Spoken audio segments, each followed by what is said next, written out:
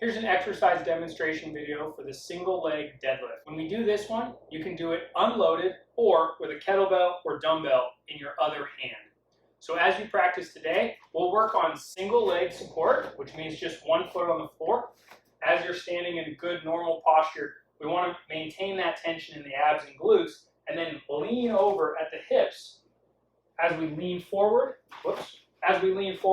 make sure that you keep your balance and your heel goes up just as much as your torso goes down. So we maintain that straight line all the way through the side of the body.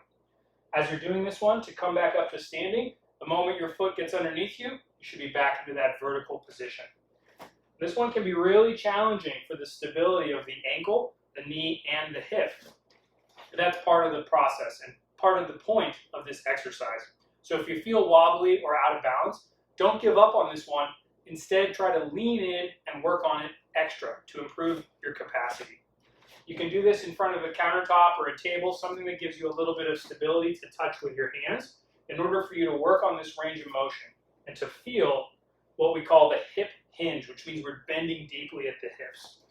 Most people are pretty familiar with it on a standard deadlift where we keep the flat back and we use the powerful leg muscles. This is going to be that same movement, but with one leg elevated from the floor. Now, when you want to do the single leg deadlift with load, I like to load up the opposite hand. So if I have my right foot on the floor, I'm going to load up my left hand. And I'll start this off with my left foot just a little further back so that it leaves room for the kettlebell to be lined up with my other foot. As you're doing this one, stand all the way to the top. And that weight is right against the front of your thigh. And from here, as you go into that single leg deadlift, you're going to take your heel up as your torso leans over. And then stand up, and when you get to the top, that weight's right against the front of your thigh again. And each time you do this one, work on your range of motion. Make sure you're smooth and controlled and stable as you come up and down. Of course, we want to work this on both sides so you can develop that nice symmetrical movement. And I'll show you a good example of what not to do. As you watch this one, and we're down in that bottom position, your view from the side should give you only a profile view of my hip and shoulder. If you're ever able to see a position that looks more like this, where now you can see my waistband in the back, you can see the other cheek, that means we've rolled the torso, and that's not what we want to see. We just want to be right here, side profile, nice alignment in the body, and then hinge over with each one, rather than having any roll. That's a great way for you to focus on what to see if you're ever watching yourself in the mirror as you perform this exercise. A great way for you to develop that proficiency and to feel the position in the single leg deadlift is with another movement that we call scales. So here's an exercise demonstration video for scales.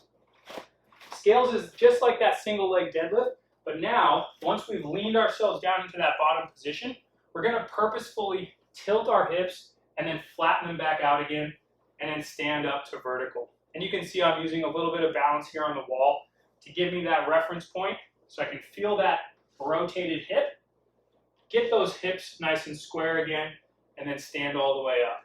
And this is a great way for you to purposefully feel the improper position of an out-of-place pelvis and then realign that pelvis and stand up to the top. And you better believe when we're here at the top, a lot of contraction in the glute, a lot of contraction in the abs as well.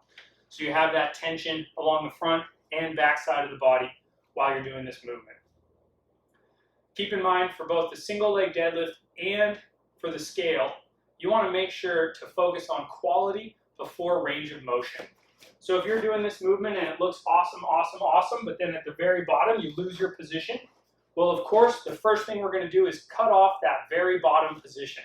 Focus on only as far as you can move perfectly, and then work on extending how far you can move perfectly.